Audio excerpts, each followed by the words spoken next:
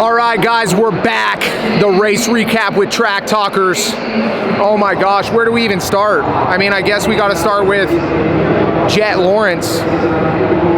So unfortunate. I mean, first turn, I'm assuming, I seen his left ankle, I seen knee area, left ankle, knee area, whatever it was, it's not good. He went in the medic rig, came out late with a really unhappy look on his face.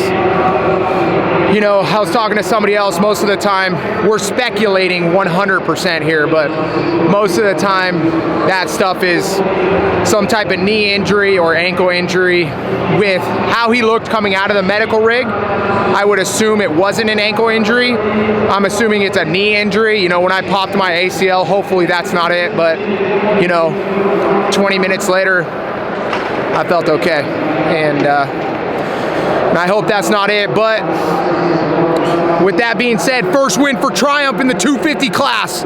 Oh my gosh, Jordan Smith, absolutely amazing ride, and I really think, I'm gonna ask him in the press conference, I really think that that had to do 100% with things that were coming and his bike setup. His bike setup was superior today. It was a little bit softer than everybody else's, and you know, this track was really hard tonight. Check out the whoops right here. You know, you guys can see, I'm gonna get a close zoom in on this for you guys. I mean, this is concrete. Look at this. Look at the blue groove on the concrete. These whoops are fucking insane. And, you know, I really do think that Jordan Smith and the whole Triumph crew just absolutely nailed it.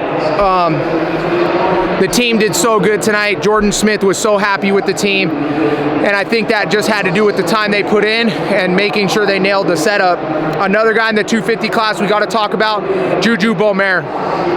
Fastest we have seen him all year long, without a doubt. Qualified the fastest, made it a point all day long to get it done, and he crashes right after these whoops on the first moto. Second moto, gets the whole shot again and crashes in the first or second corner. I don't know what that is. I don't know if that's a rookie mistake. I don't know if that's nerves getting to him. I don't know if that's a point to prove to Deegan to say, hey, I'm here and I'm fast and I'm the best, but he overcooked it and he knew that. You know, I think he'll learn from this. I think he's really young, like we talked about. I think he has a lot of potential, and he proved a lot tonight, and that was that he has the speed to be the fastest. Danger Boy rode solid. I didn't think, you know, I think this was tonight. Tonight for me was the first time that Danger Boy didn't look like the fastest guy, essentially. He just looked solid. You know, he did what he had to do. He still came away with a second place on the podium, which is great for points. You know, Jordan Smith's in the lead, I think, or Jordan Smith's in second. I'll have to check that out, but they're right there. Everybody's right there. They're going to take a 2-week break. This is a really good way for them to take a break and sit on that. Danger Boy's in a good position. So is Jordan Smith. I think maybe the best position Jordan Smith has ever been in. Yeah, what's up? For the 450 class, I mean, I don't know, where do I start? Everybody's so fast and consistent. We talked about Jett already. You know, I know we seen in the last moto that Eli Tomac got the start. You know, he got a third place start, but where are we? Where are we worrying about the starts? Because in my eyes, when I think about it, you know, Eli Tomac, that could have been 3 main events. So those starts, those 2 starts at the beginning could have been horrendous for his season. But in the Triple Crown, you know, things pan out. You get a little bit of forgiveness, and that's troublesome. That worries me for Eli Tomac. He's got to get those starts. He's got to get the starts dialed in, and he's got to be more consistently up front. Cooper Webb, wow. Great first moto. Fantastic. Put it down. Immaculate around the track. Second moto, didn't get the start.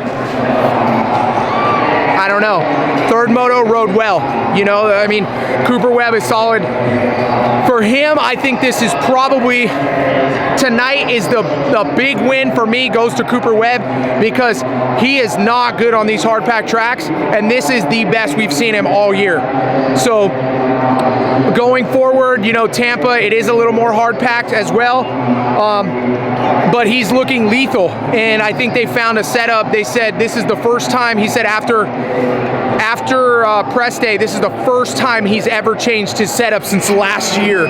So that's pretty wild. He went back to his base setting, which seems to be a pretty popular thing. Ken Roczen goes out, puts it down, okay? Puts it down in the second moto, pulls Jett straight up, fastest guy on the track. Definitely fades a little bit, but at the same time, you know, do you need to go that fast the whole moto? Nope, you don't. You just need to do what you need to do to win the race, and that's what Ken Roczen did.